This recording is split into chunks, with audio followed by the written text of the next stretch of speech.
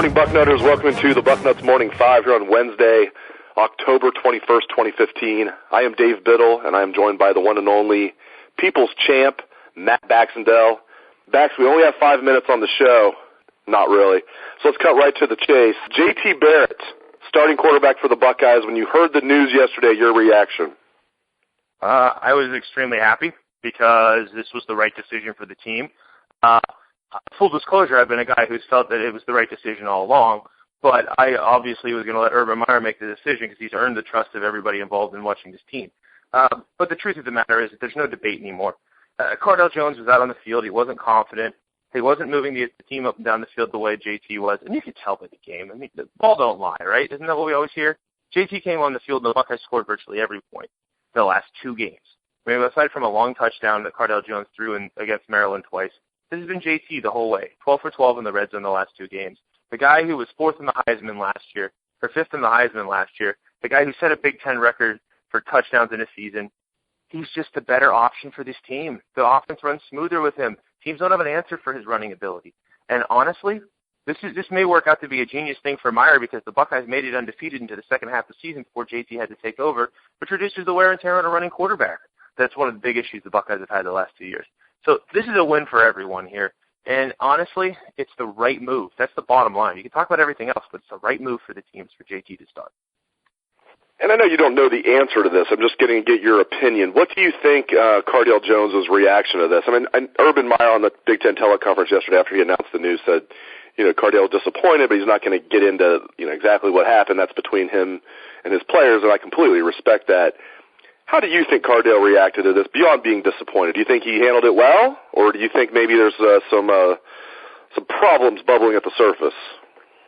Well, I certainly hope there weren't problems bubbling at the surface because Cardale has to know at this point, whenever JT came on the field and completed 85% of his red zone passes and Cardale completed only 35% of his red zone passes, something was going to give. Cardale's got every chance in the world to take the starting job by the horns, and honestly, here's the other thing about this. Like, a lot of people, I think, are saying, oh, what does this do for Cardale Jones? He made a mistake coming back. I don't think that's the case at all. I think we continue to see the same player that we saw in the playoffs. Just he had a little less success at hitting some of these big plays. And I think the NFL teams aren't going to think any more or less of him than they would have last year. So if you're Cardale, I'm sure he's disappointed. I'm sure he wants to play. But I certainly hope that the way JT carried himself while being the backup rubbed off a little bit on Cardale. And let's not forget the memory of last year when we desperately needed Cardale is super duper fresh in his mind. So if he's not preparing himself like he's going to be on the field every game, I'd be very surprised because while I don't think he's necessarily the same level of cerebral maturity that JT is, let's face it, Cardale's certainly grown up a lot in the last year, I'd think. Bax, obviously Cardale's not happy about this. I'll tell you who else is not happy is Ohio State's remaining opponents. I joked about this on the board yesterday. I said, I bet the remaining opponents on Ohio State's schedule heard this news and let out like a giant sigh, and not a sigh of relief, maybe a sigh of, oh, crap. I just feel like the opponents left on Ohio State's schedule, they know better than anybody else that JT Barrett is Ohio State's best quarterback. And I think that says it all right there. I mean, obviously you would never get a Big Ten coach to probably go on the record and say that, but I bet you the opponents left on Ohio State's schedule, namely Michigan State and Michigan, heard this news and was like, oh, no. Especially the defensive coordinators. Let's face it, teams haven't exactly had to prepare for a running quarterback threat when Cardale was in there. JT Barrett brings a whole other dimension to this team. And let's face it, if that running quarterback threat wasn't so effective, then they wouldn't have had him in the red zone scoring, what was the last 3 weeks, like 6 touchdowns in the last 2 games? I mean, seriously, JT Barrett provides a whole different dimension to this offense, the same dimension of the offense that Braxton Miller did, which was the ability to move the ball on the ground, and defenses can't account for running quarterbacks. That's why they've been the dominant force in college football for a decade now. And if you have a guy like Barrett who can complete the short passes, people forget, like watching the last 2 games, he mostly just ran the read to perfection. JT's a very accurate passer. It's only going to make this team more dangerous. You're absolutely right. This is what the opposing defensive coordinators did not want to see. JT Barrett starting completely changes the equation for the Buckeyes. And honestly, there's not a coincidence that when JT played the majority of the game against Penn State, it was the first time since the opening game that Buckeye fans felt good about a win. Interestingly, Urban Meyer said yesterday, after announcing that Barrett would be the quarterback, that Cardale will still be involved, lending credence to the idea there could still be a 2-quarterback system. I don't think there's going to be a 2-quarterback system. I think what he meant by that was if the Buckeyes are up like 21-0 in the second quarter against Rutgers or 17-0, maybe he'll put Cardale in, give him a series or two in the second quarter. Or obviously, if the game is out of hand in the fourth quarter, Cardale's going to get a lot of chances to play then, more so than he did last year. He's going to be incorporated. But if the game is close, there's no way he's going to mess with a two-quarterback system. That's just my take. What did you make of Coach Meyer's comments that Cardale is still going to be, and he didn't just say involved, I believe he said heavily involved in the action. What did you make of that, Bax? I made of it that it's a coach speech for a guy protecting a player who's benched. That's what it is to me. Exactly. It's coach speech. What's he going to say? Yeah, that guy stunk. I'm not going to play him anymore. Sure, he won a national title last year for me, and I'm going to sound ungrateful about it now. I mean, the bottom line is Cardale Jones is a legend no matter what he does the rest of the year here. He could never play another game here, and people are going to remember who he is. But the truth of the matter is he's urban protecting his players. It's what you're supposed to do. You're supposed to protect your players when you're the head coach like that. And Cardale not playing, look, it's the best decision for the team. You don't need to rub Cardale's face in it if you're the head coach. I think Meyer's well aware of that at this point. Moving away from the quarterbacks before I let you go, Bax, some good news. Josh Perry carted off last week against Penn State. Looked mildly serious. I didn't think it looked season-ending or anything, but I thought, man, he's probably at least going to be out until after the bye week.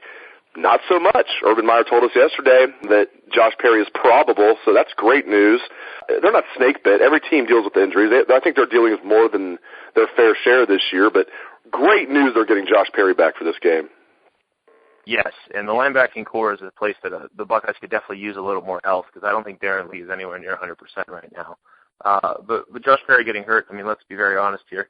We saw Cam Williams have to play a lot of snaps. We saw Dante Booker, who's raw and inexperienced, have to play a lot of snaps. And that's not the kind of thing you want to do against an offense that's more competent than the one that Penn State put on display.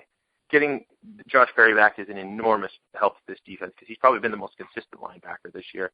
But I think in general, just getting the linebacking core healthy, this bye week after Rutgers is going to be a great time because those guys all need a break. Let's be real honest here. I think getting Josh Perry back, I was worried. I was very, very worried, actually, because whenever you have a guy come out of a game early like that and not come back, get carted off, I mean, it was the same thing we saw earlier this year when Darren Lee got carted off.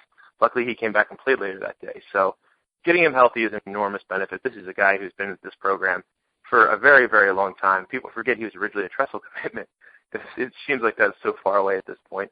Perry's one of the leaders on the defense, and having him healthy down the stretch is only going to help the Buckeye defense fix this issue they've had with the running game in recent weeks. Torrance Gibson. I have one more before I let you go. Actually, I lied to you. I do have one more for you. I've seen this time and time again. I've seen players quit the team and come back. He's the latest. Quit the team last week, for those that don't know. Ohio State's not going to say this publicly, but I had a chance to ask Urban Meyer about this a couple days ago, and you don't have to read between the lines. He didn't have to come out and say, yeah, he quit the team, but yeah, he said he's still on the team. Thaddeus Gibson, no relation to Torrance, did the same thing in 2008, quit the team under Tressel, came back. Chris Fields quit the team. Urban Meyer's first year of 2012 came back. Corey Smith quit the team last year, had to be talked into rejoining the team by Zach Smith, came back, became a big part of the national championship run on special teams. So I've seen this before many times. Torrance Gibson frustrated with his lack of playing time, not playing at all. I mean, wide receivers are dropping like flies, and he's not getting a chance to play backs. So I understand that. But Urban said it's more than about football. He's not taking care of his business in the classroom. He needs to get his academics in line. What do you make of all this? If he ends up being a star, no big deal, blip on the radar, but he already came to Ohio State with the reputation of being high maintenance. I'm a little concerned. Your take? I think certainly he's one of those players who had that reputation coming out of high school, but let's not forget, too, he's one of those kids who's played every single snap, pretty much every single game of his entire career since he started playing football. I mean, for some of these guys, it's extremely difficult to accept not being on the field, much less being the primary star who's on the field their entire career. So while this is certainly a sign of immaturity, I also remember a kid in camp who was absolutely spectacular athletically before he hurt his foot. And let's face it, he's an 18-year-old kid who doesn't actually think things through very well at times, like most 18-year-olds. He's struggling to adjust academically, and he wants to play. And the truth of the matter is kids that age, they make outbursts. And if this was a walk-on, he wouldn't be on the team. But he's a five-star former recruit who's going to be a big part of this team in the future on offense. He has a skill set that almost no one else on the team does. So I'm not surprised Urban let him back, but this is a classic example of an 18-year-old who was immature and made a bad decision, and now he's trying to rectify the situation with his coach. That's the bottom line. And honestly, if you're Urban Meyer and he genuinely feels that Torrance Gibson feels remorseful for what he did, of course you're going to let him back on. It's not like the kid committed a crime or anything. The kid's crime was that he wasn't paying enough attention in the classroom, and he desperately wanted to play. For a kid with his gifts, you're going to give him a second chance. Let's hope Torrance Gibson takes advantage of that second chance now. Great stuff, as always, out of the People's Champ, Matt Baxendell. You can catch his column every Sunday, The Bucket, every Sunday for VIP subscribers. If you're not a subscriber, try our free until the end of the year. It's not free for 30 days. It's free until the end of the calendar year. If you're not a Bucknuts subscriber, make sure you take advantage of that. Programming note, we will interview Urban Meyer and players after practice tonight around 6:30. We usually get coached for about 10 minutes after practice, maybe 12. I'm guessing 90% of that will be devoted to the quarterbacks, and why not? You know, it was the story of the off season, and it is the story as we go into Week 8 of the college football season. Hopefully this will put that situation to bed. JT Barrett now is the starter. Again, great stuff out of Matt Baxendell. I appreciate your time, buddy. And thanks to the listeners out there. I appreciate you guys tuning into the show.